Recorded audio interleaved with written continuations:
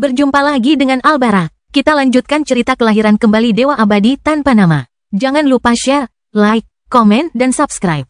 Kelahiran kembali Dewa Abadi tanpa nama bab 1581, kesombongan yang sudah biasa. Junior menyeringai, lihat, senang berbicara dengan orang pintar.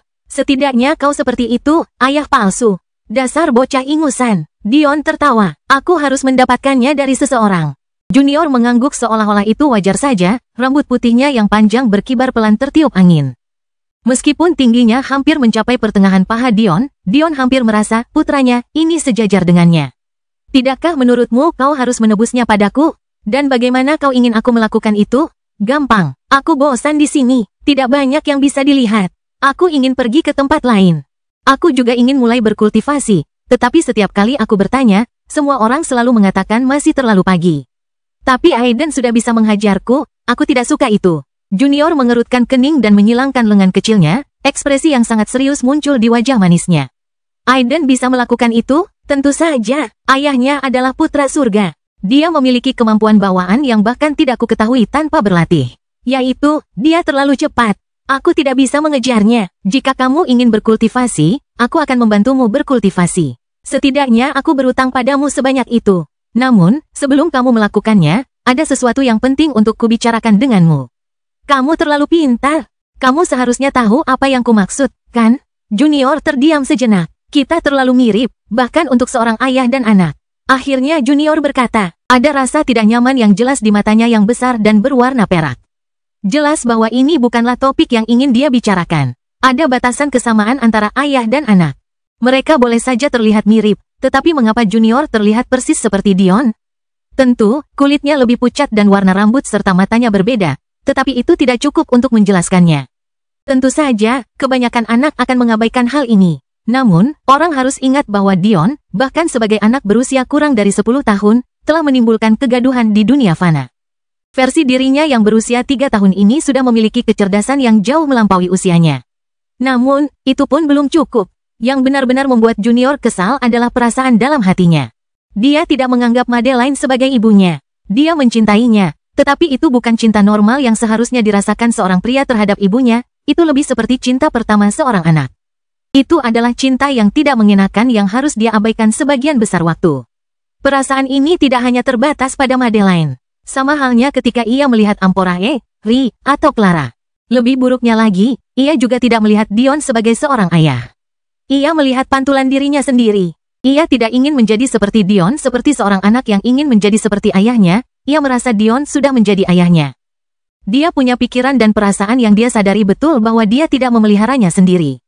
Hanya ada satu kesimpulan, itu bukan perasaannya, itu perasaan orang lain. Mendengar hal ini, Dion menyadari bahwa ia telah membuat keputusan yang tepat dengan berbicara kepada Junior secepat ini. Semakin cepat hal ini dijelaskan, semakin baik bagi kesehatan mental Junior. Namun, tepat ketika ia merasa harus menjelaskan, sesuatu yang sama sekali berbeda keluar dari mulutnya. Apakah kamu ingin menjadi dirimu sendiri? Junior menatap Dion, ekspresi penuh harap terlihat jelas di wajah mungilnya. Namun, di antara semua hal yang diterimanya dari Dion, tampaknya harga dirinya yang berlebihan merupakan faktor yang sangat penting. Aku sudah menjadi diriku sendiri. Dion terdiam sejenak sebelum mengangguk. Bagus, kata Dion. Tapi, meskipun kamu adalah dirimu sendiri, kamu tetaplah seorang Sacharo. Tentu saja, itulah nama yang diberikan ayah dan ibu kepadaku.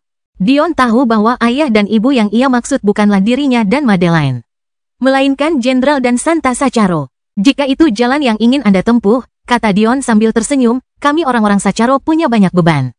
Biarkan aku berkultivasi, kata Junior tegas. Dion mengusap kepala Junior. Baiklah adik kecil, aku akan membantumu berkultivasi. Kita bisa bersama-sama menjunjung tinggi warisan ibu dan ayah. Junior menyeringai. Dion bukan tipe orang yang berkutat pada emosi yang tidak berguna dan Junior pun sama. Karena dia telah memutuskan bahwa dia adalah dirinya sendiri, tidak penting apapun kenyataannya. Itu adalah kesombongan Junior sendiri. Ini adalah pil suci bela diri. Pastikan untuk meminumnya sebelum kamu mulai berkultivasi, dan sembunyikan juga dari ibumu.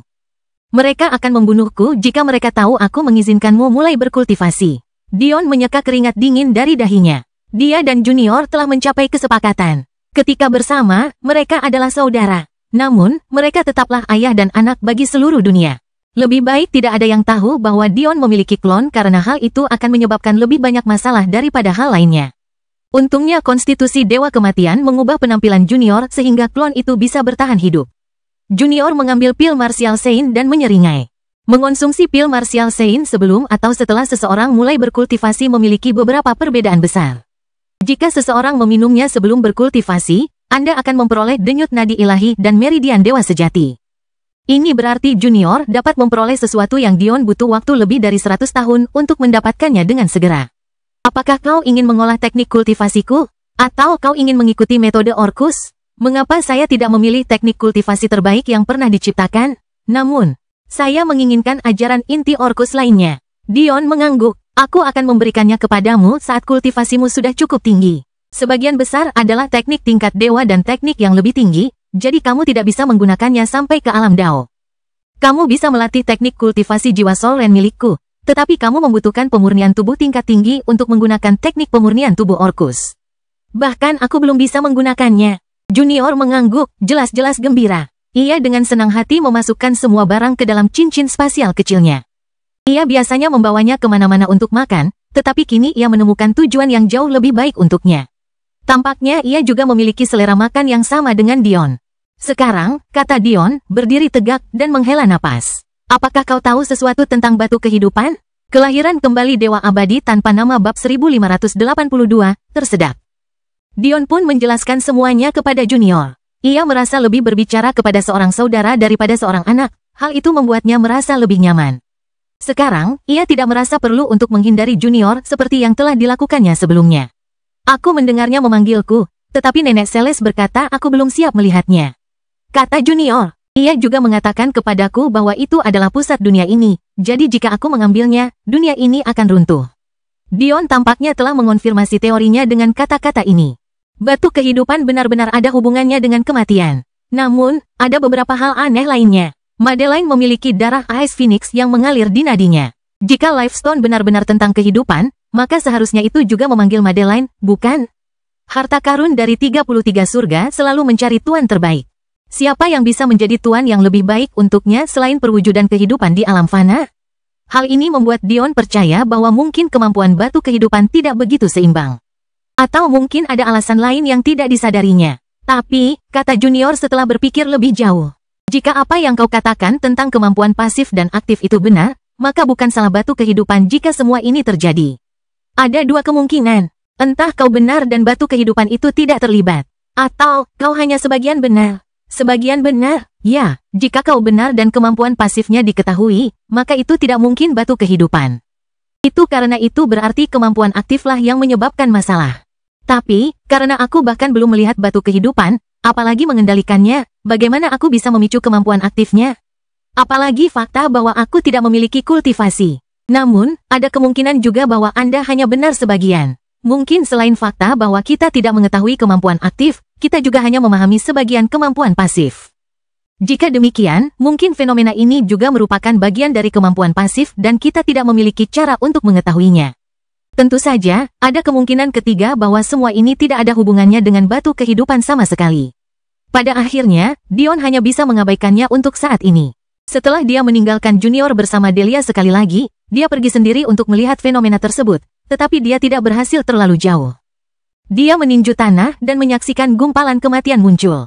Bahkan, dia menyerap beberapa dan merasakan kematiannya akan merayap maju dalam pemahamannya, sesuatu yang sangat langka mengingat Dion telah membentuk Dao setengah langkah. Ki kematian ini sangat murni, lebih murni dari apapun yang pernah kutemui.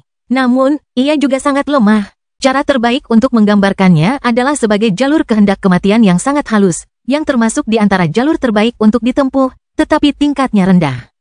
Tidak lebih tinggi dari kehendak tingkat ketiga. Dion sedikit malu. Dia memiliki niat tingkat 9, tetapi niat tingkat 3 saja sudah meningkatkan pemahamannya.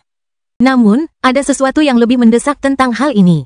Dion telah memperoleh pemahaman kehendaknya dengan mengorbankan rentang hidupnya. Saat itu, Dion telah mengorbankan ribuan tahun untuk pemahaman yang sempurna. Secara teknis, seharusnya tidak mungkin ada pemahaman yang lebih baik daripada pemahamannya dengan asumsi pemahamannya berada pada atau di bawah tingkat pemahamannya. Artinya, tidak ada kehendak di bawah tingkat Dao pertama yang dapat membantunya meningkatkan pemahamannya. Namun, sesuatu yang membantah kebenaran itu ada di hadapannya. Kehendak kematian ini bahkan lebih tinggi daripada ki kematian yang diperolehnya dengan mengorbankan kekuatan hidupnya. Betapa menyedihkannya. Apa sebenarnya benda ini? Yin kecil, terima kasih. Dion memegang hamster surgawi seukuran telapak tangan itu di tangannya, dengan lembut menggaruk kepala kecilnya.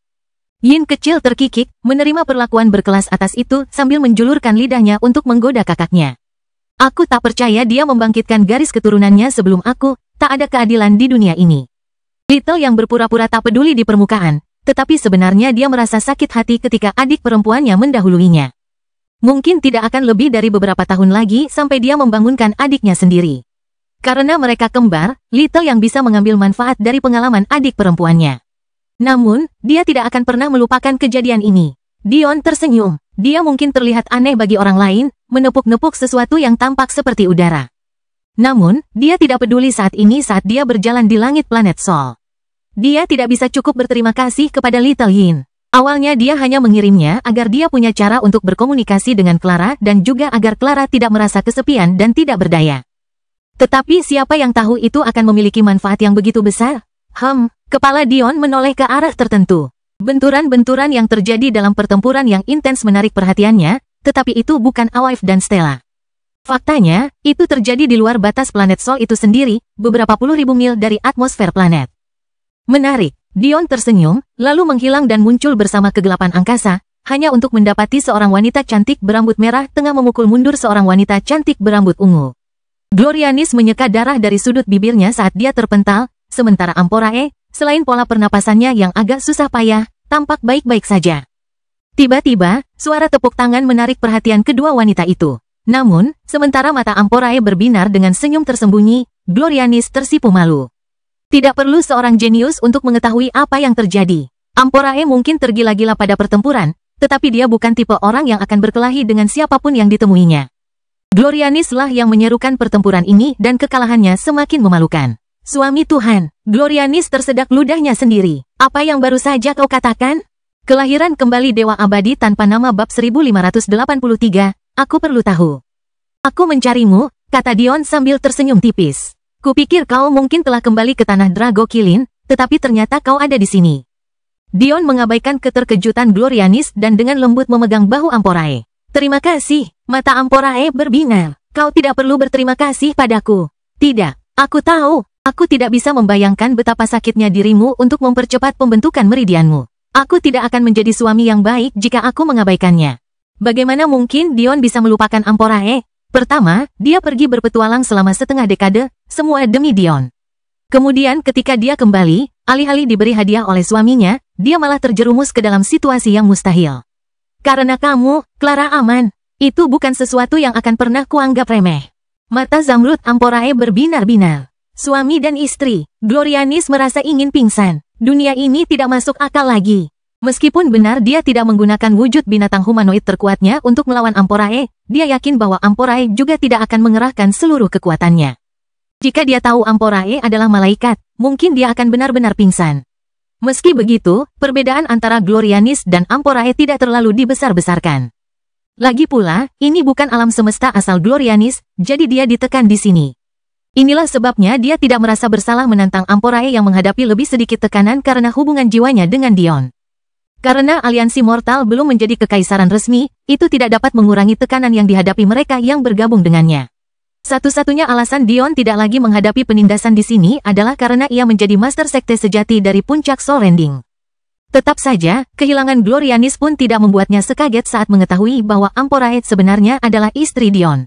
Seorang wanita seperti ini berbagi suami, naik mungkin juga turun sekarang. Namun, ketika Amporae jatuh ke pelukan Dion, Glorianis menyadari bahwa dia harus menerimanya.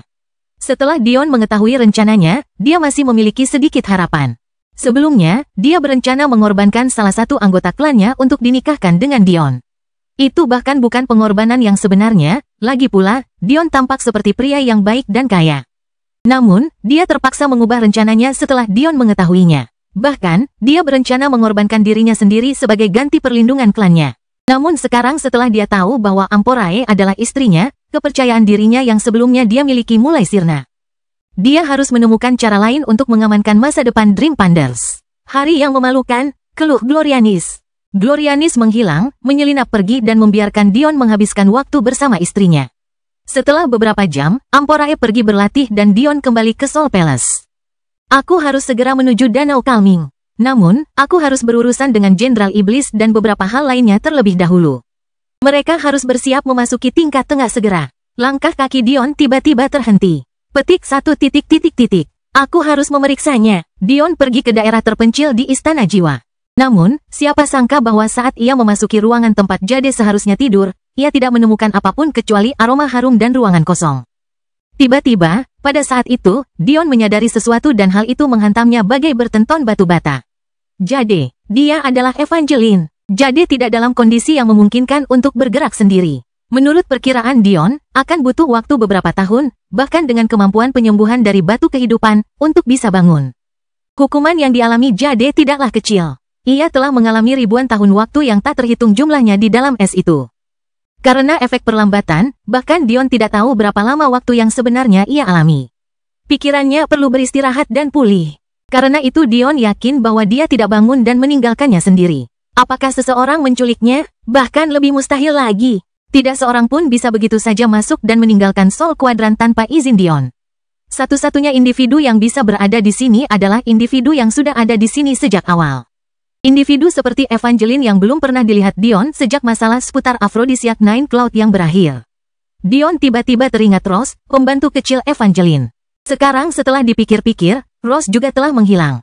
Mengapa Dion begitu yakin dengan kesimpulan yang tampaknya tidak berdasar ini? Itu karena dia merasakan saat yang tepat ketika kekuatan hidup Evangeline menghilang. Apakah dia mengenalinya sebagai istrinya atau tidak, yin primordialnya dirantai tepat di samping Luna di dalam dunia batinnya. Dia tahu saat kehidupan Luna berakhir. Ketika dia datang ke sini dan melihat Jade telah pergi, dia baru mengerti saat itu juga. Dia mengerti mengapa Evangeline berkata untuk tidak menyalahkan dirinya sendiri. Aku perlu tahu apa yang terjadi. Aku perlu tahu sekarang. Tidak. Nadi Dion hampir pecah. Demi Tuhan, dasar orang tua bijak, jika kau tidak menyingkirkan pengadilan omong kosong yang kau buat. Aku akan memastikan anak-anakku dan Amporae percaya bahwa kakek mereka adalah orang gila seumur hidup mereka. Kau tidak akan berani. Mata sang bijak iblis terbuka dengan liar. Jiwanya bergetar hebat karena amarah yang begitu besar sehingga hampir menghilang. Coba aku, Dion berteriak ke arah ayah mertuanya. Kau menambahkan ujian-ujian itu tanpa alasan yang jelas. Kau pikir aku percaya bahwa kau berhasil lulus ujian harta karun dari alam abadi? Sungguh lelucon. Kau bahkan tidak bisa menyelamatkan kerajaanmu sendiri. Sekarang kau ingin aku percaya omong kosong seperti itu? Perkataan Dion kasar, tetapi dia kesal. Dia datang ke sini dan menundukkan kepalanya, bertanya kepada Demon Sage dengan baik. Dia menjelaskan situasinya dan apa yang mengganggunya. Namun lelaki tua ini berani mengatakan tidak padanya. Setelah Dion mengetahui bahwa menara Demon Sage adalah mesin perang dari alam abadi. Ia langsung tahu bahwa ujian untuk setiap lantai adalah omong kosong. Demon Sage hanya menerapkannya sebagai ucapan persetan terakhir kepada Dion karena ia membenci penerusnya dengan segenap jiwanya. Kelahiran kembali Dewa Abadi tanpa nama bab 1584, mainkan itu. Satu-satunya alasan Dion tidak datang untuk memaksa Demon Sage mencabut peraturan lebih awal adalah karena dia tahu ini bukan saat yang tepat baginya untuk mengetahui kebenaran tentang Evangeline. Namun, saat dia akhirnya menyadari bahwa Evangeline sebenarnya berasal dari garis waktu alternatif, dia mengerti bahwa dia sekarang dapat menahan kebenaran. Selain itu, kebangkitan garis keturunan pertempuran Little Yin memberinya lebih banyak keyakinan. Penguasaannya atas ruang dan waktu telah mencapai tingkat yang mendalam. Sekarang, Dion tidak perlu memahami ruang dan waktu secara pribadi, ia bisa langsung mengabaikannya dan mengandalkan Little Yin kapanpun ia ingin menggunakannya. Tapi bajingan tua itu malah berkata tidak. Dasar bajingan kecil. Demon Sage ingin mencekik Dion, tetapi dia masih roh, dan jiwanya lebih lemah daripada Dion bahkan di masa jayanya. Kau ingin ayah mertuamu membantumu mengetahui tentang wanita yang bukan putrinya? Apa kau sudah gila? Lupakan mayatku. Sang bijak iblis mulai menyesali karena tidak memulai merestrukturisasi. Sekarang dia benar-benar berubah pikiran. Dia tidak peduli jika dia harus bergantung pada Dion.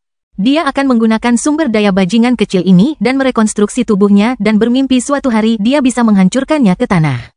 Kau sudah mati, gerutu Dion. Wanita ini juga sudah mati, tapi kau masih bersikap picik seperti ini. Tidak heran istrimu membencimu, kakakmu, sang sage iblis gemetar. Kau benar-benar membuatku marah, membuatmu kesal. Mungkin kau seharusnya memperlakukan wanita-wanitamu dengan lebih baik.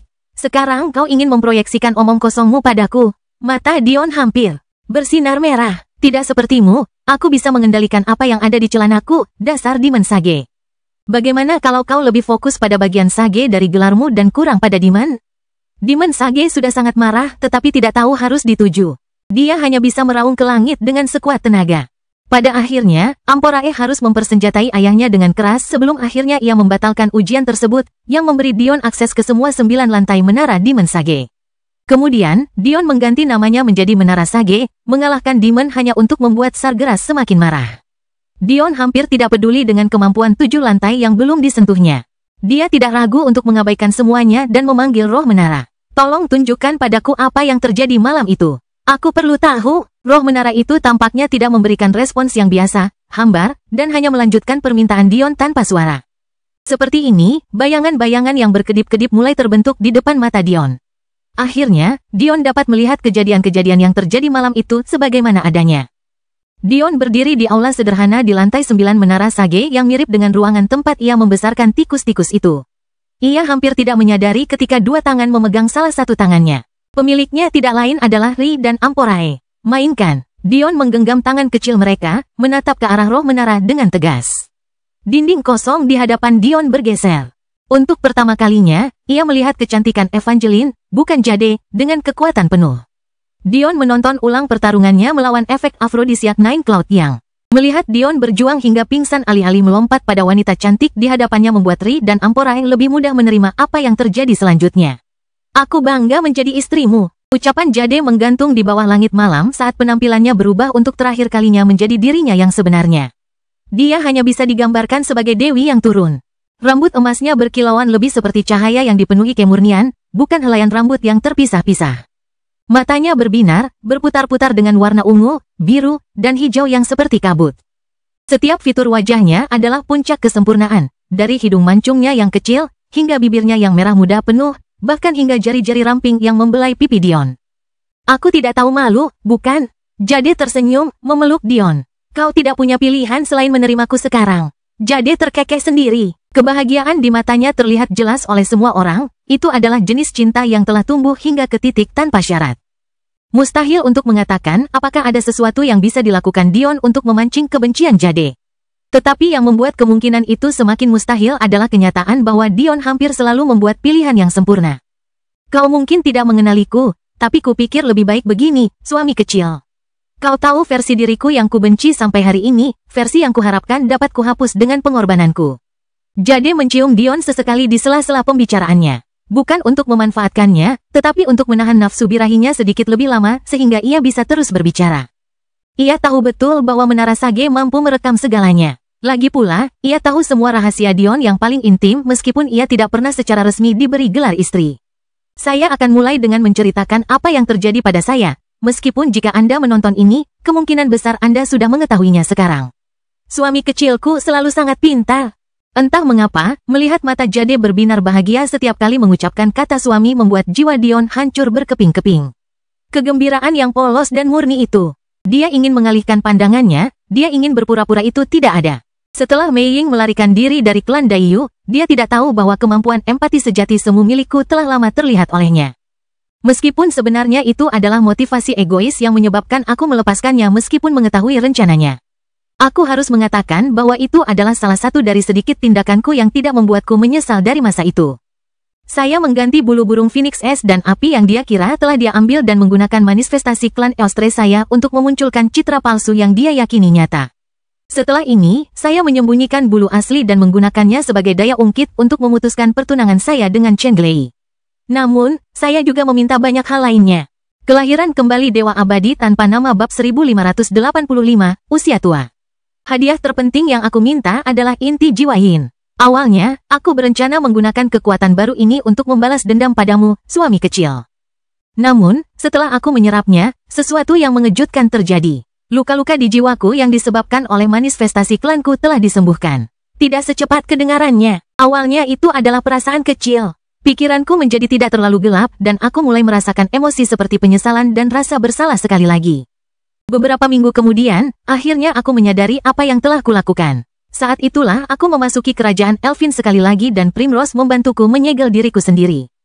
Aku tidak ingin suami kecil menyalahkannya. Bahkan, jika aku bisa mengajukan permintaan kecil, tolong bantu dia. Dia menanggung beban ini sendirian selama ini. Primrose, Ri gemetar. Gadis ini dulunya adalah sahabatnya. Faktanya, Primrose lah yang berpura-pura menjadi Putri Elfin menggantikan Ri selama bertahun-tahun. Disinilah garis waktu kita mulai menyimpang. Dalam garis waktuku, 30 atau 40 tahun setelah aku membuat pilihan ini, Kepala Void menghancurkan planet asal kita. Dia membunuh banyak orang, Suster Alexandria kehilangan orang tuanya, dan hampir tidak ada yang tersisa. Satu-satunya peri tanah yang tersisa adalah Ri. Akibatnya, dia merasa kasihan pada klan Eostre milikku dan melepaskan kami. Kami menjadi satu-satunya peri yang tersisa. Saat itu, aku tidak tahu apa yang terjadi. Setelah aku terbangun, ingatanku terkunci dan aku menjalani hidup tanpa menyadari perbuatan buruk yang telah kulakukan. Aku menyaksikan saat suami kecilmu menempuh jalan menuju balas dendam dan tersenyum gembira saat kau akhirnya mengambil nyawa Head Void dengan tanganmu sendiri. Kau terus berjuang hingga kau berdiri di puncak dunia, mengekang pemberontakan setiap klan di Mortal Plane. Sayangnya, itu tidak cukup dan Little Husband tewas dalam pertempuran terakhirmu. Saat hidupmu berakhir, segel pada ingatanku hancur dan aku dihadapkan dengan kenyataan atas tindakanku. Namun, surga telah memberiku kesempatan untuk melakukan untuk suami kecil apa yang telah kau lakukan untukku.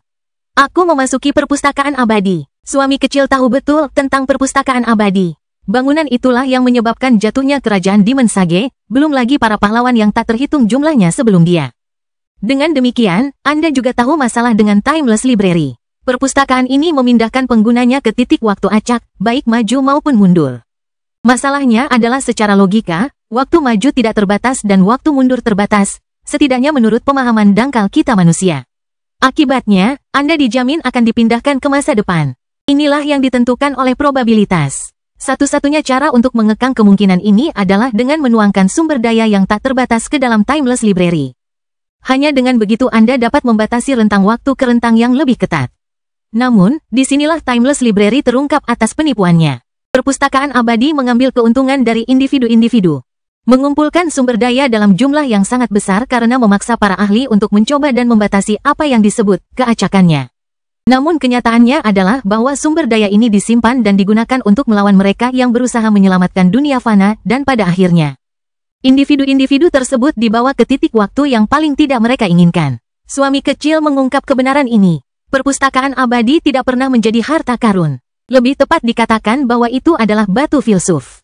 Barang yang menjanjikan kekayaan, tetapi hanya ditukar dengan nyawa yang tak terhitung jumlahnya. Yang sebenarnya terjadi adalah bahwa perpustakaan abadi bukanlah sebuah harta karun sama sekali, melainkan anak surga yang mampu mengubah waktu sesuai keinginan mereka. Jadi dengan santai menyebutkan suatu hal yang mengguncang Dion sampai ke dasarnya. Seorang anak surga, bersekongkol dengan entitas itu, ini. Aku memberitahu suami kecil ini agar kau tahu untuk berhati-hati. Bahkan entitas itu tidak sepenuhnya mampu mengendalikan anak surga. Yang bisa dilakukannya hanyalah mengunci mereka di apa yang disebut perpustakaan abadi ini dan menggunakan pendekatan wortel dan tongkat untuk mendorong anak surga ini agar melakukan perintahnya. Aku tahu apa yang dipikirkan suami kecil. Jika anak surga ini adalah bawahan entitas itu, bagaimana aku bisa berakhir di sini dengan menggunakan perpustakaan abadi? Apakah kau ingat apa tujuan The Entity dari awal hingga sekarang? Kakak senior The Entity mengorbankan hidupnya demi alam fana, namun gagal, meninggalkan The Entity dalam keadaan pahit dan marah. Beberapa orang mungkin mengatakan bahwa kakak senior dan murid pertama Abraxas ini hanyalah orang baik, tetapi ini tidak sepenuhnya benar. Tidak ada yang namanya kebaikan mutlak di dunia ini. Murid pertama Abraxas telah melampaui batas, tetapi dia tidak dapat melepaskan keterikatannya pada alam fana. Dari kata-kata yang diucapkan sang entitas dengan marah saat bertarung denganmu, murid pertama lahir dari keluarga yang relatif normal. Pada akhirnya, meskipun ia mampu mendobrak batasan ini dan menjadi seorang kultivator yang hebat, ia tidak pernah mampu membawa orang tuanya ke tingkat yang sama. Ia kehilangan ibu dan ayahnya bukan karena musuh yang mengerikan, melainkan karena usia tua. Kemudian, murid pertama menghadapi tragedi sekali lagi. Dia yang dapat mengangkat langit dengan satu tangan dan menghancurkan alam semesta dengan satu pikiran kehilangan cinta dalam hidupnya. Sekali lagi, bukan karena musuh yang mengerikan, karena dia memiliki kemampuan untuk menghancurkan mereka semua, melainkan usia tua. Murid pertama melampaui batas, berharap untuk meninggalkan urusan-urusan fana ini. Ia bahkan menjadi murid pertama Abraxas dan menjadi kekuatan yang tak tertandingi bahkan di alam abadi. Seperti ini, ia jatuh cinta sekali lagi kepada wanita lain. Ia pikir semuanya sempurna. Ia tidak akan pernah menghadapi rasa sakit yang sama lagi. Bagaimanapun, ini adalah alam abadi, mereka semua abadi. Namun, takdir adalah wanita yang kejam. Mereka hidup bersama dengan bahagia selama miliaran tahun, tetapi kemudian itu terjadi lagi. Tidak ada manusia atau binatang yang dapat mengambil nyawa orang yang dicintainya, ia terlalu kuat, tetapi surga tidak terkalahkan. Sekali lagi, ia kehilangan cintanya karena usia tua. Siklus setan ini berulang lagi dan lagi. Setiap kali dia yakin telah menutup emosinya untuk selamanya, dia akan terpengaruh sekali lagi. Setiap kali, dia akan menghabiskan miliaran tahun dengan cinta barunya yang berharga, hanya untuk kehilangan mereka lagi karena kehancuran waktu. 9 kali ini terjadi, 1 kali di alam fana dan 8 kali di alam abadi. Setiap kali sama dahsyatnya dengan yang terakhir, tidak kurang menyakitkan, tidak kurang mengerikan. Akhirnya, pria yang tak terkalahkan ini jatuh ke jurang keputusasaan. Seorang pria yang begitu kuat sehingga bahkan surga tidak dapat mengambil nyawanya sama sekali tidak mampu melindungi orang-orang di sekitarnya dari surga itu sendiri. Bahkan sampai pada titik di mana ia terpaksa menyaksikan satu-satunya pria yang dapat dianggapnya setara dengannya, tuannya, Abraxas, hancur karena usia tua juga sementara ia tetap baik-baik saja. Kelahiran kembali Dewa Abadi tanpa nama bab 1586, mendidih. Murid kedua menyaksikan semua yang terjadi. Entitas itu tidak ada di sana sejak awal. Tetapi ia ada di sana cukup lama untuk menyaksikan bagaimana saudara murid pertama yang dulu dikenalnya berubah dari seorang pria yang ceria dan menyenangkan, menjadi tembok tanpa emosi. Saat itulah masalah di dunia fana mulai memanas. Murid pertama menyadari bahwa dunia fana akan segera runtuh. Namun, dia tidak ingin hal ini terjadi. Dia teringat istri pertamanya dan orang tuanya. Mereka masih dalam siklus reinkarnasi. Satu-satunya hal yang membuatnya terus bertahan adalah melihat kehidupan mereka. Jika alam fana runtuh, bukankah dia juga akan runtuh? Begitulah rencana murid pertama untuk menyelamatkan dunia fana dimulai. Namun sayangnya, mungkin untuk pertama kalinya, murid pertama gagal. Atau mungkin, ia gagal dengan sengaja agar ia dapat melepaskan diri dari siklus penderitaan yang tak berujung. Inilah motivasi kemarahan murid kedua. Ia bahkan lebih marah kepada surga daripada kakak seniornya. Ia ingin semuanya hancur dan terbakar. Bekerja di dalam kekacauan surga tidak akan berhasil, jadi ia akan menghancurkannya dan menghancurkan segalanya. Murid kedua tahu apa yang dirasakan kakak seniornya selama ini. Gelombang rasa sakit itu, siklus depresi yang tak berujung, semuanya ia rasakan. Itulah kemampuan empati sejati. Namun, tidak seperti kakak seniornya, entitas itu berhasil. Mungkin tidak dalam membangun surga baru, tetapi ia pasti berhasil menghancurkan semua yang ada. Jadi, kalau kau ingin tahu bagaimana aku bisa sampai di sini, padahal perpustakaan abadi adalah seseorang dan bukan harta karun dengan aturannya sendiri, tak ada yang bisa kita ucapkan terima kasih kepada sang entitas. Struktur surga hancur total di bawah tinjunya. Akibatnya, anak surga kehilangan sebagian besar atau bahkan seluruh kekuatannya. Pada akhirnya, fungsi sebenarnya dari perpustakaan abadi bersinar. Perpustakaan abadi hanyalah sebuah wadah yang dapat menahan amukan waktu. Setelah perjalanan yang tak terhitung jumlahnya, ki abadi dan tak terbatas ruang yang terkumpul berada pada tingkat yang menggelikan. Pada saat-saat itu, apa yang disebut teleportasi waktu acak menjadi kenyataan. Kecuali kali ini, jauh berbeda. Di masa lalu, masa depan tidak terbatas, tetapi masa lalu terbatas. Namun, karena struktur surga hancur, yang ada hanyalah masa lalu yang terbatas, tidak ada lagi masa depan. Akibatnya, menjadi mustahil untuk berteleportasi maju sepanjang garis waktu, yang berarti bahwa hanya mundur yang mungkin dilakukan. Saya memanfaatkannya. Awalnya, aku melangkah terlalu jauh ke belakang. Bagaimanapun juga, itu acak. Namun, aku telah bersiap untuk kemungkinan ini. Sama seperti Suster Amporae, aku menyegel diriku sendiri untuk muncul pada waktu yang tepat. Namun, ini hanya terjadi setelah aku berkultivasi ke alam keberadaan yang lebih tinggi.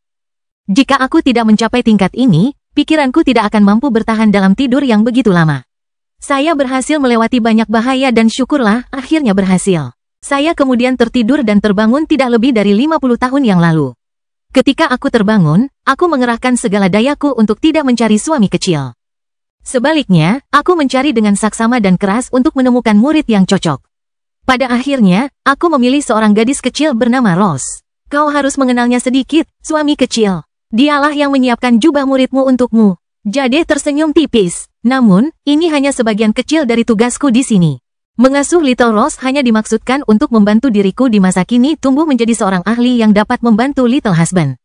Namun, tujuanku yang sebenarnya adalah untuk mempercepat pertumbuhan Little Husband. Dalam garis waktuku, kau berdiri di atas seluruh dunia, dan aku yakin kau bisa melakukannya lagi. Satu-satunya alasan kau kalah adalah karena kau memberi The Entity terlalu banyak waktu. Karena kultivasimu disegel lebih lama dari yang kau duga, banyak hal yang tertunda. Suamiku, kau harus tumbuh cukup kuat untuk melawan sang entitas sebelum ia menyelesaikan penyerapannya atas alam semestamu. Kita, tidak, semua orang, meremehkan betapa pentingnya alam semesta tempat tinggal kita. Tempat itu dimaksudkan sebagai pusat kelahiran kembali alam fana. Namun, karena campur tangan The Entity, tempat itu tidak pernah memenuhi tujuan awalnya. Entitas yang menyelesaikan penyerapannya adalah alasan mengapa ia mampu mengabaikan penindasan dari surga yang sudah melemah dan meletus dengan kekuatan yang seharusnya tidak muncul di alam fana ini. Meskipun aku cukup tidak tahu malu, tujuan dari afrodisiak 9 awan yang ini adalah untuk mempercepat pembukaan segel suami kecil. Jika segel ini rusak, kau akan dapat melakukan banyak hal. Kau dapat mengendalikan ular Elder Nova itu alih-alih membiarkan tikus itu membusuk. Kau akan dapat menolak Head Void dan menyelamatkan apa yang akan menjadi dasar fondasimu. Kau akan dapat memasuki Golden Flame Mystical Realm dan mengambil Sovereign Flame untuk dirimu sendiri alih-alih dipaksa menyerahkannya kepada God Goldenen. Dengan kelebihan-kelebihan ini dan kecerdasan serta bakat luar biasa dari suami kecil, aku tidak yakin kau akan kalah lagi. Hanya ini yang ingin kukatakan, suami kecil. Waspadalah terhadap Aritzia Sapientia. Manfaatkan tawanan Sapientia, tetapi jangan lupakan juga akar alam fanamu. Kunci kemenanganmu adalah menggabungkan alam bela diri dan alam fana, tetapi kau telah terlalu mengabaikan alam fana. Saya juga menyarankan agar Anda menjalin hubungan kerja dengan Lilith Ravana dan Sarusruti. Jangan menghindar dari para pembudidaya setan, mereka akan menjadi kekuatan Anda. Meskipun menaklukkan Ravana dari keberadaan tinggi akan sulit, jangan abaikan Damaris Agios juga. Klan Naga Kristal akan menjadi pusat penaklukan wilayah Dragokilin. Begitu pula Danau Kalming. Terakhir, percayalah pada Little Rose. Meskipun dia mungkin sangat marah padamu saat ini, aku tahu dia akan ada untukmu saat waktunya tiba. Maafkan aku, suamiku kecil. Aku ingin membuat satu kenangan terakhir bersamamu sebelum aku meninggalkan dunia ini. Hentikan, kata Dion sambil mengalihkan pandangannya. Dia tidak perlu melihat apa yang terjadi selanjutnya, dia tahu betul pemandangan apa yang akan dia lihat. Bahkan jika Jade tidak tampak kecewa. Dan bahkan tampak bersemangat untuk membiarkan Dion mengambil keperawanannya demi masa depannya yang lebih baik. Bagaimana mungkin seorang wanita merasa nyaman dalam situasi seperti itu? Dia sangat ingin terlihat sebagai istri Dion. Tetapi kata-kata terakhir Dion kepadanya adalah tentang bagaimana dia sama sekali tidak memiliki perasaan apapun terhadapnya. Seorang wanita yang telah berkorban begitu banyak untuknya. Namun, itulah kata-kata yang diucapkannya kepada wanita itu. Rasanya sudah terlambat untuk menyesal, namun itulah satu-satunya perasaan yang dapat ia alami saat ini. Dadanya terasa seperti terbakar, tenggorokannya terasa sakit. Roh menara itu melakukan apa yang diperintahkan, gambar-gambarnya berkedip-kedip dan menghilang. Matahari berkilauan karena air mata sementara ekspresi Amporae bahkan lebih kaku dari biasanya. Dion memejamkan matanya, amarah yang mendalam mendidih dalam dirinya. Kelahiran kembali Dewa Abadi tanpa nama bab 1587, lebih dari itu. Lantai pertama dan kedua Menara Sage sungguh menantang surga. Meskipun Dion belum benar-benar mengerjakan lantai pertama, lantai kedua adalah salah satu yang sering ia kunjungi. Lantai pertama disediakan untuk pemalsuan senjata. Namun, daya tarik utamanya adalah ruang evolusi senjata. Dengan membiarkan senjata saling melahap, Anda dapat menciptakan harta karun yang lebih kuat. Anda juga dapat menggabungkan kemampuan dua senjata menjadi satu dengan bantuan lantai ini. Selain itu, ada banyak fitur lain yang berhubungan dengan pandai besi seperti ruang pemalsuan, tungku, stasiun penajaman, dan sejenisnya. Tempat itu juga memiliki banyak area penyimpanan biji. Meskipun ruangan-ruangan ini kosong, pola yang Dion lihat akan terulang dengan sangat jelas. Lantai kedua adalah tempat penjinakan binatang buas. Daya tarik utamanya adalah ruang evolusi binatang buas. Biasanya, binatang buas perlu menyerap saripati darah untuk mengembangkan wilayah mereka. Namun, lantai kedua ini berada pada tingkat yang sama sekali berbeda. Lantai ini dapat menggunakan darah binatang buas biasa untuk secara bertahap mengembangkan tingkat binatang buas tingkat rendah. Meskipun demikian, ruangan itu jauh lebih efisien jika menggunakan saripati darah. Selain itu, seperti lantai pertama, ruangan-ruangan lainnya sangat bagus untuk menjinakkan binatang buas dan sejenisnya. Ruangan itu berisi banyak kandang yang dapat menekan dan memaksa binatang buas untuk tidur nyenyak. Belum lagi area-area yang menenangkan yang dapat menenangkan binatang buas dan membuatnya lebih mudah untuk dijinakkan. Lantai ketiga, lantai baru pertama yang dapat diakses Dion, berhubungan dengan tanaman herbal. Di sana terdapat banyak ladang yang dapat menumbuhkan tanaman herbal spiritual. Ellie pasti sangat menyukai tempat ini. Daya tarik utama lantai ini adalah kemampuannya untuk mengembangkan herba. Dimungkinkan juga untuk membuat herba baru dengan menyambung herba yang tampaknya cocok. Misalnya, seseorang dapat menggabungkan beberapa herba kelas umum untuk membentuk herba kelas praktisi, atau herba kelas umum baru dengan lebih banyak fleksibilitas. Pada dasarnya, lantai ini dapat melengkapi kekurangan herba karena usia dengan kuantitas. Lantai keempat serupa tetapi berakar pada alkimia. Lantai ini dapat menggabungkan pil untuk membentuk pil dengan tingkat kemurnian dan mutu yang lebih tinggi. Lantai ini juga memiliki kemampuan untuk menggandakan pil dengan bantuan susunan kreasi tingkat tertinggi yang pernah dilihat Dion dalam hidupnya. Sebagai ganti batu energi, seseorang dapat menggandakan pil tanpa henti, bahkan pil dengan kualitas yang sangat tinggi, selama Anda memiliki dana yang sesuai. Dion mulai menyesali pil kualitas planet yang ia gunakan untuk menghidupkan kembali Lina. Jika ia telah membuka lantai ini sebelumnya, ia pasti akan menggunakannya saat itu. Lantai kelima berhubungan dengan formasi. Penggunaannya hampir membuat Dion melupakan amarahnya sepenuhnya, begitulah kegunaannya. Dengan menggunakan lantai kelima, seseorang dapat menggambar formasi terlebih dahulu, lalu menyebarkannya dalam waktu yang hampir instan. Bagian terbaiknya adalah seseorang hanya perlu menggambar formasi ini sekali saja. Lalu formasi tersebut dapat digunakan kembali secara terus-menerus selama seseorang memiliki jumlah batu energi yang sesuai. Ketika Dion melihat formasi yang telah dipilih oleh Demon Sage untuk digambar sebelumnya, dia hampir tertawa terbahak-bahak. Formasi itu sangat menyedihkan sehingga Dion ingin menertawakan kekonyolan mereka. Formasi itu sangat cacat, hanya dengan satu tusukan dari ki jiwa Dion sudah cukup untuk menghancurkannya. Dion langsung membuat roh menara menghapus semuanya. Tentu saja, jika formasi yang telah digambar sebelumnya oleh Demon Sage ada di sini, begitu pula formasi yang pernah menghiasi Immortal Plane. Sayangnya, Dion tidak akan pernah bisa menggunakannya. Bahkan dengan semua kekayaan barunya, dia jelas tidak punya dana yang diperlukan untuk mereplikasi bahkan 1% dari formasi ini. Dan, bahkan jika dia punya, dia tidak tahu apapun di antara mereka. Pikirannya sakit hanya untuk meliriknya sekilas. Faktanya, pertama kali Dion melangkah ke lantai 5, dia langsung kehilangan kesadaran selama beberapa jam sebelum belajar dari kesalahannya. Lantai ke-6 adalah tempat kemampuan Sage Tower sebagai mesin perang benar-benar mulai bersinar. Lantai ini berpusat pada pemulihan dan penyembuhan. Hanya berdiri di dalam ruang utamanya membuat Dion merasa bahwa faktor penyembuhan bawaannya 10 kali lebih cepat, dan dia bahkan belum memberinya batu energi apapun. Dion bahkan samar-samar merasakan siku kanannya kesemutan saat lengannya mulai merekonstruksi dirinya sendiri. Jika aku dapat membawa kembali batu Holy Type dari dunia konstitusiku, ruangan ini akan membuat pasukanku tak terkalahkan. Lantai ke-7 adalah pabrik energi.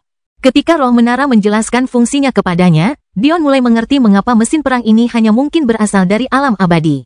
Fungsi lantai ke-7 adalah untuk mengumpulkan energi yang bekerja mirip dengan inti energi.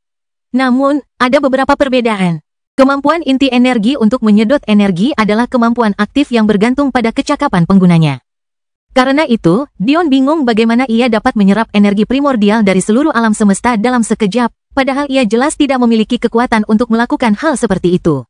Itu adalah misteri yang masih belum terpecahkan Dion hingga hari ini. Namun, lantai ke-7 ini sama sekali tidak seperti itu. Lebih tepat dikatakan bahwa kemampuannya untuk menyedot energi bersifat pasif dan hampir tak terbatas. Selama Dion memberinya target dan memberinya waktu, ia akan mampu menyedot energi yang dibutuhkan untuk menyelesaikan tugasnya.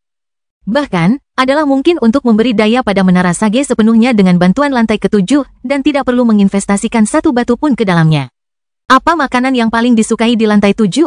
Bintang. Jenderal Iblis telah mengganti nama lantai 7 menjadi Star Destroyer karena alasan ini. Meski lantai ke-7 tampak menantang surga, lantai ke-8 dan ke-9 bahkan lebih menantang lagi. Lantai ke-8 Menara Sage adalah tempat di mana ia benar-benar mendapatkan gelar mesin perang. Faktanya, gelar ini adalah nama yang dipilih oleh Demon Sage untuk lantai ke-8 ini. Dapat dikatakan bahwa 6 lantai terbawah adalah untuk dukungan dan pemeliharaan sementara 3 lantai teratas, termasuk lantai ke-7, adalah tempat harta karun yang paling penting dan mengejutkan disembunyikan. Kelahiran kembali Dewa Abadi tanpa nama bab 1588, terima kasih. Medan perang dunia bela diri dikuasai oleh para ahli tingkat atas, seorang prajurit yang luar biasa dapat mengubah lanskap medan perang. Ini tidak seperti dunia fana di mana taktik, kerja sama tim, dan pengorbanan berkuasa, yang mungkin menjadi alasan mengapa dunia bela diri biasanya mengabaikan apa yang disebut taktik sama sekali. Meskipun benar bahwa seorang ahli Dao tidak akan pernah bisa mengalahkan jutaan makhluk surgawi sendirian. Bagaimana jika sekelompok 10 juta makhluk surgawi harus melawan sekelompok 5 juta yang didukung oleh seorang ahli Dao? Percaya atau tidak, satu orang saja sudah cukup untuk mengarahkan hasil pertempuran ke arah kelompok yang terakhir. Para ahli Dao memiliki terlalu banyak kelebihan. Wilayah kekuasaan mereka, stamina mereka yang hampir tak terbatas, ketabahan mental dan fokus mereka yang unggul, dan masih banyak lagi. Mereka berada di level yang sama sekali berbeda. Seorang Madeline yang hanya memanfaatkan sebagian dari kekuatan yang dimiliki seorang ahli Dao mampu membasmi sepasukan pengikutnya hanya dalam beberapa menit. Apa faktor penentu utama di sini? Sederhana saja, seorang makhluk surgawi tidak memiliki sarana untuk melukai atau mengancam seorang ahli Dao. Bahkan jika seorang ahli Dao tidak dapat mengalahkan jutaan makhluk surgawi sendirian. Mustahil bagi kelompok makhluk surgawi itu untuk menghentikan ahli Dao tersebut agar tidak lari justru karena alasan ini. Namun, lantai ke-8 ini mengubah semuanya. Tujuannya adalah untuk melawan kualitas dengan kuantitas. Ada dua bagian utama dari lantai ini. Yang pertama dikenal sebagai War Cannon. Secara objektif, keluaran energi dari jutaan makhluk surgawi akan selalu mengalahkan keluaran energi dari seorang ahli Dao, tidak peduli seberapa tinggi kualitas ki misterius itu.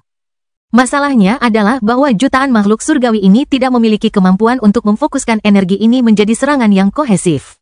War Cannon mampu menerima energi dari ribuan kultivator tingkat rendah sekaligus untuk membentuk mereka menjadi serangan tunggal berkualitas tinggi dengan proporsi yang menghancurkan. Ini adalah pertarungan kualitas dengan kuantitas. Selain itu, War Cannon ini tidak hanya bagus untuk melawan para ahli tunggal, tetapi bahkan lebih baik untuk peperangan pengepungan karena dapat melancarkan serangan dalam skala yang sangat besar juga. Sisi kedua dari lantai 8 adalah kanon dekonstruksi. Sisi ini jauh lebih canggih daripada sisi pertama karena bergantung pada pemahaman dan pengetahuan penggunanya. Yang paling ditakuti oleh klan yang bertikai adalah formasi berskala besar. Formasi tersebut seringkali membutuhkan waktu berbulan-bulan atau bahkan bertahun-tahun untuk dihancurkan secara perlahan dengan paksa dan memiliki cara untuk memungkinkan musuh mereka berkumpul kembali dan memperkuat diri, belum lagi memungkinkan mereka untuk meminta bala bantuan. Kanon dekonstruksi dapat dikatakan sebagai kebalikan dari inti perbaikan. Sementara yang satu memperbaiki sesuatu ke keadaan aslinya atau bahkan lebih baik dari keadaan aslinya, yang lain mendekonstruksi sesuatu hingga ke bagian-bagian terkecilnya. Lantai kelima memungkinkan penyebaran formasi secara instan. Dengan cara yang sama, kanon dekonstruksi memungkinkan pemilik menara untuk mengukir formasi target ke dalam sistemnya. Kemudian sistem tersebut akan menerima jumlah energi yang cukup untuk secara sistematis membongkar formasi yang dimaksud. Ketika Dion mendengarkan roh menara menjelaskan kanon dekonstruksi kepadanya, dia merasa seolah-olah ada kilatan yang menyala dalam pikirannya. Ini seperti virus komputer atau kode dekripsi. Dion tiba-tiba teringat kembali pada kata-kata Jade. Jade berkata bahwa dia telah mengabaikan akar alam fananya terlalu jauh demi mencari ilmu tentang alam bela diri. Mungkinkah itu benar jika aku menerapkan konsep ini sendiri? Bisakah aku membangun kanon dekonstruksi milikku sendiri sejak lama dengan menggabungkan pemahamanku tentang dunia fana dan dunia bela diri menjadi satu? Dion mulai berpikir serius. Terdiam cukup lama, karena kultivasi mereka disegel, dunia asal Dion berevolusi dalam jalur yang sama sekali berbeda dari dunia persilatan lainnya. Mereka menjadi manusia sains dan teknologi, bukan pejuang kultivasi. Satu contoh saja sudah cukup untuk memperjelas seberapa jauh rumah Dion berada dibandingkan dengan alam fana lainnya, kematian akibat panas. Itu adalah sesuatu yang baru saja disadari oleh dunia persilatan. Tiba-tiba, kematian mereka sendiri menjadi sangat jelas bagi mereka. Namun, rumah Dion mampu memahami konsep ini bahkan saat dunia mereka masih dalam tahap awal. Secara teknis, seharusnya alam semesta yang jauh lebih tua yang memahami konsep ini sejak lama, tetapi rumah Dion lah yang melakukannya. Berapa banyak lagi contoh seperti ini yang mungkin ada? Aku selalu mencari solusi dari dunia persilatan untuk memperbaiki semua masalahku. Tapi bagaimana jika aku tidak melakukannya? Mortal Network adalah sesuatu yang tidak akan pernah bisa Dion temukan jika dia tidak mengenal internet di wilayah asalnya.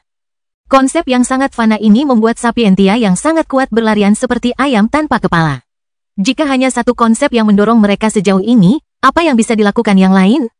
Dion mendesah, menatap langit-langit kosong di lantai 8. Terima kasih, Jade. Lantai ke-9 mengalahkan 8 lantai sebelumnya. Untuk menggambarkannya dalam satu kalimat saja, itu adalah pasangan yang sempurna untuk harta karun klan Jafari. Demon Sage menyebutnya lantai terraforming. Namun, membatasinya dengan nama seperti itu sama sekali tidak adil. Lantai ke-9 mampu merekonstruksi lanskap apapun. Jika diberi cukup energi, ia dapat mengubah lautan api menjadi daratan salju, atau lembah menjadi gunung tertinggi. Lantai ini sangat efektif di alam abadi, di mana hanya ada satu bidang tanah, bukan banyak planet yang hanya dibatasi oleh ruang hitam di antaranya. Sederhananya, mengingat sebagian besar pertempuran tingkat tinggi bahkan tidak dapat terjadi di permukaan planet di alam fana, kemampuan terraformasi ini tampaknya tidak terlalu efektif. Jika Dion berada di alam abadi, jika ia memasuki medan perang yang tidak disukainya, ia dapat mengubahnya begitu saja. Misalnya, kelemahan terbesar paus biru adalah ki dinginnya tidak berguna di udara. Namun, dengan lantai ke-9, Dion dapat mengubah area manapun menjadi lautan tanpa batas selama ia diberi cukup energi dan waktu. Kelahiran kembali Dewa Abadi tanpa nama bab 1589. Sayangnya, penggunaan di alam fana terbatas. Meski begitu, ada dua tempat di mana lantai ke-9 ini akan sangat efektif, di dalam menara epistemik dan di dalam gerbang.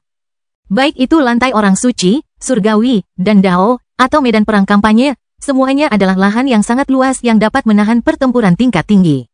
Dan karenanya merupakan lokasi utama untuk terraformasi. Itulah yang disimpulkan Dion setelah beberapa saat. Itu adalah kemampuan yang hebat, hanya saja tidak banyak tempat yang bisa menunjukkan kehebatannya di alam manusia. Tunggu, namun kemudian Dion berhenti sekali lagi. Petik 1 titik titik titik.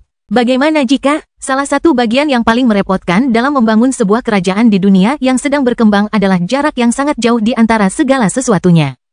Planet asal Dion hanya memiliki 5 planet sementara Solren Universe hanya memiliki 6, tetapi ini bukanlah jumlah total planet yang dapat dihuni di antara keduanya. Setiap alam semesta, secara konservatif, memiliki ratusan hingga ribuan, jika tidak lebih banyak planet yang dapat dihuni. Faktanya, klan dan sekte yang menguasai kuadran selama zaman yang tak terhitung memanfaatkan hal ini dengan baik, menyebarkan populasi mereka keluar. Dion awalnya berasumsi bahwa lantai ke-9 hanya akan efektif di lahan yang luas. Karena hukum fisika di alam fana tidak mengizinkan lahan yang begitu luas untuk ada di luar alam buatan, seharusnya mustahil untuk memanfaatkan harta karun itu sepenuhnya. Namun kemudian, ia memikirkan hal lain. Bagaimana jika ia menggunakannya untuk merestrukturisasi dan mengatur ulang tata letak alam semestanya sesuai keinginannya? Jika alam semesta diserbu, planet-planet yang paling jauh dari pusat kekuatannya akan berada dalam bahaya. Dan, seseorang harus menyebarkan kekuatannya hingga triliunan mil yang tak terhitung jumlahnya. Namun, bagaimana jika Dion memiliki kemampuan untuk secara sistematis mengatur semua planet yang dapat dihuni menjadi satu wilayah yang kohesif? Biasanya, hal ini tidak mungkin. Planet memiliki tarikan gravitasi dan medan magnetnya sendiri. Selain itu, mereka juga bergantung pada jarak yang sangat tepat dari bintang-bintang tetangganya untuk bertahan hidup. Jika salah satu dari hal-hal ini terganggu, planet yang layak huni dapat dengan cepat berubah menjadi daratan kematian. Namun, lantai ke-9 benar-benar mengubah ide-ide ini. Bahkan hukum yang mengatur dunia fana dapat diubah sesuai keinginan pengguna. Tentu saja, seseorang tidak dapat mengubah hukum-hukum ini tanpa hukuman. Atau, lebih tepatnya, Anda akan membutuhkan energi yang sangat besar, lebih dari yang tersedia di alam fana, untuk melakukannya. Namun, jika itu hanya tentang menstabilkan medan gravitasi dan magnet dari beberapa ratus planet, sambil juga menjaga keseimbangan ekosistem mereka. Itu berada dalam kemampuan lantai ke-9. Ini bagus. Tidak, ini lebih dari sekadar bagus. Aku bisa membangun semesta dengan kesempurnaan mutlak tanpa harus menggabungkannya dan menempatkannya dalam risiko seperti Dark Ocean. Dan, bahkan jika aku menggabungkannya, aku bisa membangunnya sedemikian rupa sehingga tidak rentan seperti yang terlihat. Bagaimana jika Dion melapisi medan magnet beberapa planet untuk membangun formasi pertahanan yang tidak dapat? Bagaimana jika ia menata ulang lubang hitam yang bahkan ditakuti oleh para ahli Tao di sekitar pusat kekuatannya dan membuat penyerbuan terhadapnya hampir mustahil? Bagaimana jika ia mengumpulkan bintang-bintang di alam semesta di satu lokasi, memaksa musuh-musuhnya untuk mencoba menjelajahi kegelapan luar angkasa tanpa referensi visual apapun? Seberapa sulitkah terbang melintasi alam semesta saat semua bintang menghilang? Anda akan disambut lautan kegelapan, sehingga mustahil untuk membedakan arah atas, bawah, kiri, atau kanan. Bagaimana Anda akan menyerang jika Anda tidak tahu arah mana yang harus dituju karena Anda tidak tahu dari arah mana Anda datang? Semakin Dion berpikir, semakin cerdik dan licik rencananya. Jika dia mampu menerapkan bahkan 1% saja dari ide-ide ini, menyerang aliansi mortal akan menjadi mimpi buruk bagi musuh-musuhnya. Tentu saja, ide memindahkan setiap bintang di alam semesta untuk rencana semacam itu adalah ide yang bodoh. Bahkan jika dia menggunakan lantai ke-7 untuk mengumpulkan kekuatan yang diperlukan. Jutaan tahun pun tidak akan cukup untuk menyelesaikan tugas hanya untuk satu alam semesta, apalagi fakta bahwa Dion berencana untuk mengendalikan lebih dari itu. Akan tetapi, Dion hanya memikirkan kemungkinan ini untuk membuka alam pikiran baru bagi dirinya sendiri. Jika ia dapat mengendalikan alam semesta seperti dewa, bukankah ia akan menjadi tak tersentuh? Jika kita menggunakan lantai ke-9 untuk menyusun ulang sekelompok bintang menjadi susunan serangan berbasis api, kita benar-benar tak tersentuh. Bahkan War Cannon tidak akan mampu menandingi kekuatannya. Oh, jika kita menggabungkan konsep dari 9 matahari Armageddon klan Golden Crow dan tubuh dewa matahari mereka ke dalam formasi ini, itu akan lebih baik daripada formasi tingkat bintang dalam Dao Alkimia susunan. Jika kita memanipulasi tarikan gravitasi yang kuat dari beberapa lubang hitam, seharusnya mungkin untuk membentuk penghalang yang tidak dapat ditembus di sekitar planet-planet yang dapat dihuni setelah mengumpulkan mereka ke satu lokasi. Namun, saya tidak bisa terlalu serakah, lubang hitam sangat berbahaya. Bahkan keberadaan yang lebih tinggi akan kehilangan nyawa mereka jika mereka bepergian terlalu dekat dengan salah satunya. Saya harus berhati-hati jika saya menggunakan metode ini. Aku bertanya-tanya apakah lantai ke-9 juga dapat memanipulasi kekosongan? Bagaimana jika aku menggabungkan dua alam semesta, tetapi alih-alih menggandakan ukuran kumulatifnya, aku malah menumpuknya di atas satu sama lain? Bahkan, lebih baik lagi, bagaimana jika aku mengecilkan ukuran alam semesta? Jika itu mungkin, tidak bisakah aku secara logis menebalkan lapisan kekosongan di sekitar alam semesta? Lalu bukankah akan lebih sulit untuk menembus aliansi fana kita? Dion terus menggumamkan ide-ide liar itu pada dirinya sendiri. Ri dan Amporae telah memperhatikannya bergumam seperti orang gila selama hampir seharian terakhir, tetapi ia terus saja bergumam seolah-olah aliran pikirannya tidak ada habisnya. Mereka mulai khawatir pikirannya akan kepanasan. Lebih dari 80% gagasan Dion tidak dapat dilaksanakan hanya karena kebutuhan energi yang tidak masuk akal, tetapi ada beberapa yang lain. Seperti pembentukan bintang, yang sangat mungkin diwujudkan jika diberikan cukup waktu, kesabaran, dan sumber daya. Kelahiran kembali Dewa Abadi tanpa nama bab 1590, mengandalkan. Ri terkekeh pelan melihat Dion yang sedikit tidak menentu ini. Dia hanya berada di sisinya selama ini karena dia khawatir tentang bagaimana reaksinya terhadap situasi Jade. Tetapi tampaknya Dion telah pulih lebih cepat dari yang dia duga. Dia bisa tahu bahwa Dion masih merasa terganggu oleh situasi ini, tetapi dia juga tahu bahwa Dion telah memilih untuk melihat ke depan, bukan ke belakang. Itulah tipe pria Dion. Karena dirinya di masa depan telah melakukan kesalahan, dia tidak akan membiarkan versi dirinya saat ini melakukan hal yang sama. Jika sebelumnya dia tidak yakin, sekarang dia yakin. Dia tidak bisa membiarkan tragedi Jade terulang. Ri tersenyum dan pergi tanpa bersuara. Dia telah mengemban tanggung jawab sebagai Ratu Peri. Dia telah mengambil pendekatan yang lebih langsung untuk membina pertumbuhan peri selama beberapa tahun terakhir dan itu adalah tanggung jawab yang ingin dia junjung tinggi. Perkataan Jade tentang para elf yang tersisa menyentuh hati Ri. Dia tidak akan membiarkan orang-orangnya menghadapi nasib yang sama dalam kehidupan ini. Karena Dion bekerja keras, dia juga akan bekerja keras. Akhirnya, beberapa jam kemudian, Dion terbangun dari transnya, berbagai rencana melayang-layang dalam benaknya. Oh! Dion memandang ke arah Amporae dengan ekspresi minta maaf. Meskipun demikian, Amporae tampaknya tidak terganggu. Tuan suami, apakah Anda baik-baik saja? Dion tersenyum. Amporae tampak sangat menggemaskan saat ini. Dia jelas keluar dari zona nyamannya, mencoba membantu Dion merasa lebih baik meski tidak yakin bagaimana caranya. Penampilannya yang sedikit gugup membuat detak jantung Dion bertambah cepat. Lengan Dion secara refleks melingkari pinggang mungilnya. Auranya begitu kuat hingga ia merasa lengan bawahnya yang baru direkonstruksi hancur di bawah kehadirannya, tetapi ia tetap memeluknya erat-erat. Suatu hari nanti, aku akan menaklukkanmu. Kata-kata itu nyaris keluar dalam geraman pelan, gemuruh buas yang tersembunyi jauh di dalam dada Dion. Dia tidak akan pernah mengatakan hal seperti itu kepada istri-istrinya yang lain. Apa itu, menaklukkan? Dia melihat para wanitanya sebagai orang-orang yang setara dengannya. Sama seperti dirinya, mereka adalah pilar bagi kesuksesan Mortal Alliance di masa depan. Namun, ada sesuatu yang terasa berbeda tentang hubungannya dengan Amporae. Masih ada penghalang di antara mereka berdua. Meskipun, penghalang itu sangat tipis. Namun, penghalang itu tetap ada. Ada ketidakseimbangan kekuatan yang besar dalam hubungan mereka. Ini bukan sesuatu yang sederhana seperti Amporae yang jauh lebih kuat daripada Dion, ini adalah sesuatu yang lebih dalam dari itu. Dia lebih dewasa, pikirannya lebih tenang. Dan dia menghabiskan lebih banyak waktu untuk membangkitkan Dion daripada yang dihabiskan Dion untuk membangkitkannya. Dion memahami kenyataan ini lebih dari siapapun. Kata-katanya bukanlah sesuatu yang berlandaskan pada keinginan jahat untuk mendominasi wanitanya. Itu adalah tentang mengekspresikan keinginannya untuk berdiri bahu-membahu dengan istrinya, untuk berjanji padanya bahwa akan ada hari di mana dia juga dapat mengangkat derajatnya. Amporae tersenyum ringan, sambil meletakkan kepalanya di dada Dion. Saya menantikannya, Tuan Suami. Bisikan samar suaranya membuat tulang belakang Dion berdenyut. Ia ingin membawanya pergi ke tempat tidur terdekat, tetapi mengingat penampilannya yang menyedihkan terakhir kali, ia menahan diri. Sebaliknya, ada sesuatu yang lebih penting yang menurutnya harus ia lakukan. Untuk saat ini, aku harus bergantung padamu. Dion tersenyum. Aku ingin tahu lebih banyak tentang klanmu. Maksudku bukan Pakals. Sebaliknya, aku ingin lebih memahami apa artinya menjadi malaikat. Dion merasa ini adalah sesuatu yang perlu ia pahami. Kini setelah ingatan Amporae dari kehidupan pertamanya terbangun setelah bertemu Dion, tidak ada orang yang lebih baik untuk belajar darinya selain istrinya sendiri. Dion dan Amporae berpindah lokasi, menetap di taman tersembunyi Istana Jiwa, hanya beberapa meter dari air mancur yang melindungi pintu masuk alam binatang surgawi.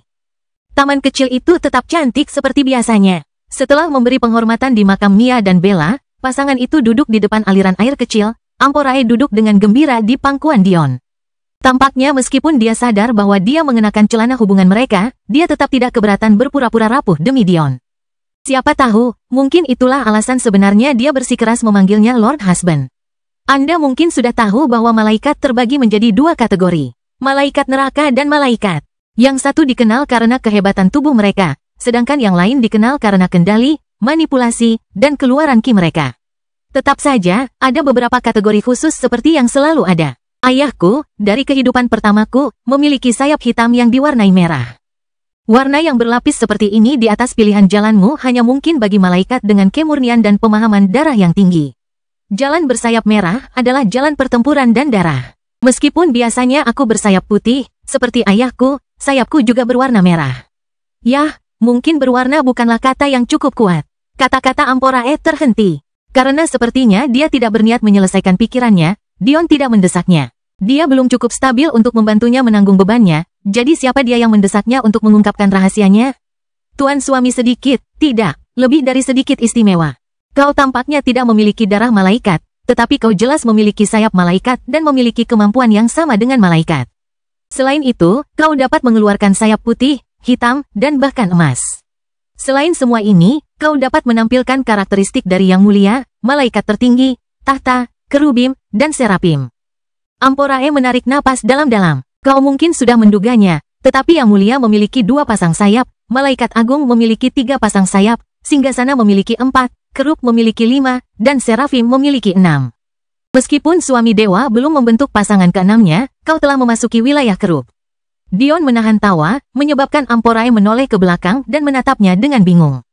Ia kemudian dipaksa menjelaskan bahwa di dunia fana, Kerub adalah bayi lucu bersayap. Sulit bagi Dion untuk terhubung dengan dewa setengah bersayap 5 yang digambarkan Amporae. Cerita bersambung. Jangan lupa share, like, komen, dan subscribe, agar tidak ketinggalan cerita selanjutnya.